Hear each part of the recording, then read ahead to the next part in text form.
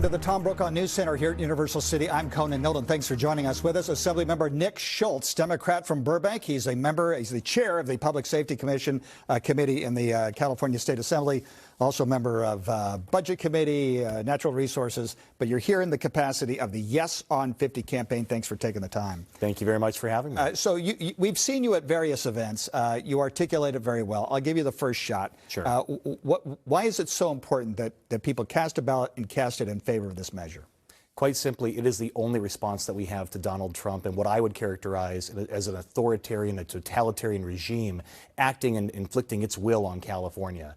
Quite simply, so I represent the 44th District, North Glendale, Burbank, all the way to Sherman Oaks. I cannot tell you, Conan, how many families I have spent time with that are afraid to leave their homes because of the ICE raids, because of the crackdown of this administration. And I wish I could tell you that Congress was doing anything to hold him to account. I wish I could tell you that the court system was actually holding this president to the letter of the law.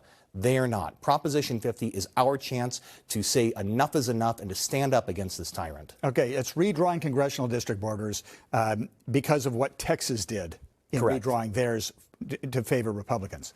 The question is, if in Texas you are disenfranchising voters with what they did, why is the answer to that to disenfranchise voters here in California? It's an excellent question. And look, the argument of two wrongs don't make a right, it does land with me to a degree. I don't love that I'm here before the voters saying, I think you should vote yes on Proposition 50.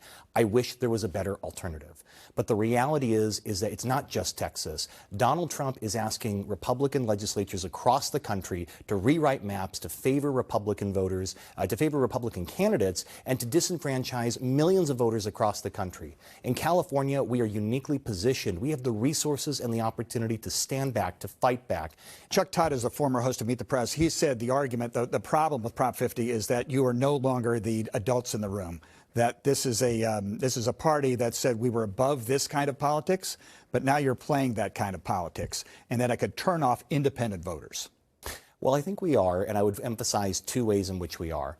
Number one, if you look at what Texas has done, if you look at what other states are doing, they are drawing the maps in the legislature. These are the stereotypical examples of politicians in smoke-filled, closed-doored rooms drawing maps and making changes to your representation.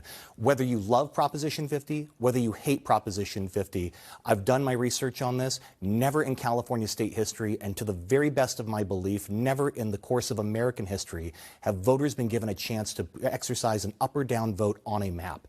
Now, maybe you as a voter, anyone watching this, you might decide I don't want to vote for Proposition 50 because I have concerns about the process, but you're getting to make the decision, not Governor Newsom, not the 120 legislators in the state capitol. You can appreciate this as a gamble. If you lose, you can only imagine that the president will do backflips. He will do a victory lap. He'll say even liberal California has rejected Gavin Newsom and people like yourself. They want fair districts, and he will see it as certainly a vindication of the Republican agenda. That's the risk here. I think there's absolutely risk, although I would be remiss if I didn't point out that I think President Trump will find a way to declare victory no matter what the outcome. But I believe the voters of California have had enough. I think they're tired of living in fear. I think they're tired of seeing this administration act without any accountability, without any consequence for its conduct. I might be naive, but I believe that come November 4th, the Californians will vote yes and pass Proposition 50. So according to political voting data, about 1.8 million votes have been returned. That's less than 8% of the vote total out there. 9% of Democrats have returned, 9% of Republicans, 6% of independents. That's not a lot. Are you concerned? To a reasonable degree, yes. It's still early, though. And look, the one thing I would say is that if this was a presidential election year, we would expect sky-high turnout. This is an unusual election for Californians. So right now, we're very much in the process of educating voters about the fact that this election exists and where they can find objective and impartial information. I encourage everyone to look at the Secretary of State's website. In addition to the arguments for and against, you can read the analysis. You can see the current maps. You can see the proposed maps. All of that information is readily available. available. And when I'm not here in the studio talking to you, I am out walking my district, contacting voters, making phone calls, and encouraging them, however they vote, to cast a ballot in one of the most consequential elections of our lifetime. Right. So we only have a minute left. Tom Steyer, billionaire out of the Bay Area, ran for president of the United States, big Democratic Party donor. He is funding his own campaign in favor of Proposition 50. He's talked about how the importance of impeaching Donald Trump was the last time. From what I understand, the yes on 50 people are saying, listen, this isn't the message. This isn't what we wanted.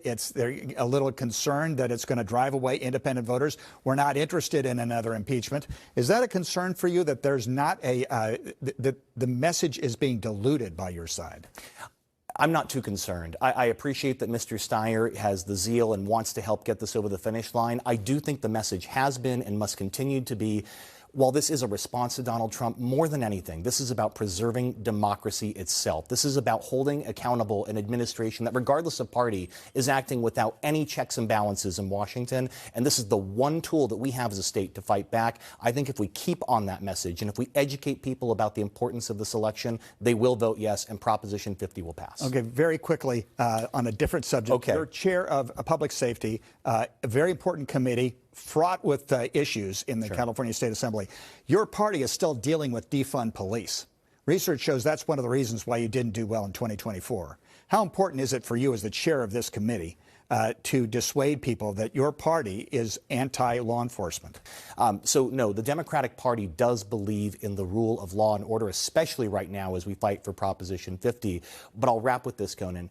I believe that if you want better policing, if you want safe communities, if you want more accountability, you have to invest to get that. And that is exactly what we're doing at the state capitol. We are investing in our public safety infrastructure to make sure that you all stay safe and that you have a higher degree of confidence in our justice system. Nick Schultz is the chair of the Public Safety Committee, member of the California Legislature, Democrat of Burbank. Thank you very much for joining us. Thank you. On the yes on 50 side, that's why you're here. Thank you.